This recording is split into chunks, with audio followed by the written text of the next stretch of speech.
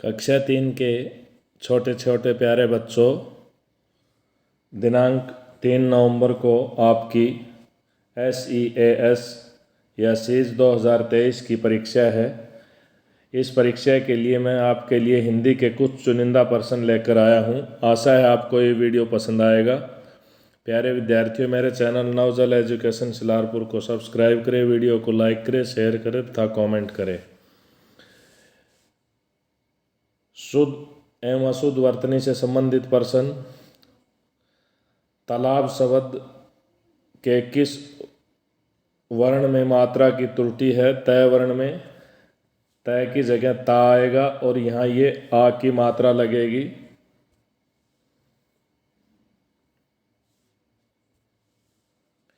नीचे लिखे शब्दों में सही वर्तनी वाला शब्द आशीर्वाद है। अब समानार्थी या पर्यायवाची शब्द से संबंधित प्रश्न शुरू हो रहे हैं। संसार का पर्यायवाची शब्द जगत होगा। पेड़ का पर्यायवाची शब्द तरु होगा।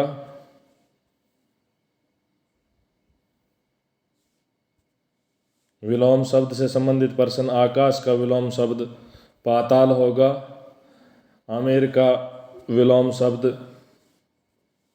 गरीब होगा। अब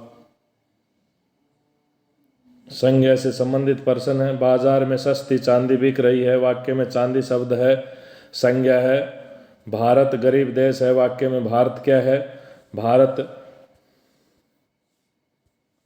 व्यक्तिवाचक संज्ञा है। अनेकार्थी शब्द से संबंधित प्रश्न। जो शब्द एक से अधिक अर्थ देते हैं वे कहलाते हैं अनेकार्थी कहलाते हैं। पिताजी का पत्र आया है। वाक्य में रेखांकित शब्द का अनेकार्थी शब्द है। यहाँ रेखांकित शब्द पत्र है। पत्र का अनेकार्थी शब्द चिट्ठी है। अब मुहावरे तथा लोकोक्तियों से संबंधित प्रश्न शुरू हो गए हैं। कलम तोड़ना मुहावरे का अर्थ क्या है? बहुत सुंदर लिखना। आंखों का तारा मुहावरे का अर्थ है बहुत प्यारा। अब वचन से संबंधित प्रश्न। पुस्तक का वचन पुस्तकें होगा। घोड़ा का बहुवचन रूप होगा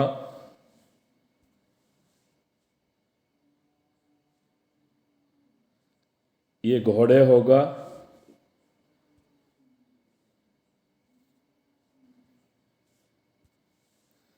अनुस्वार और अनुनासिक से संबंधित प्रश्न।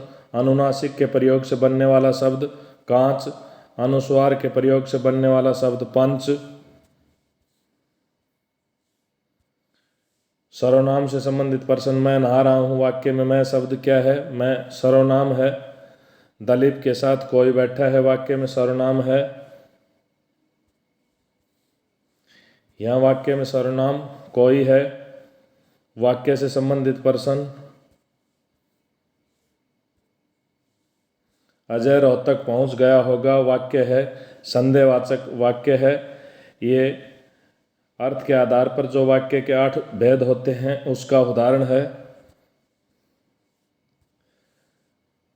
शब्दों के सार्थक मेल से बनने वाली इकाई वाक्य कहलाती है।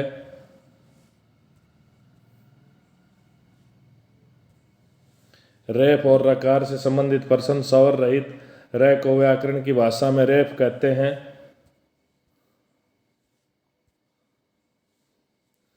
रे का ट्रे रूप चिन्ह का प्रयोग होता है। टे के कुछ वर्णों में।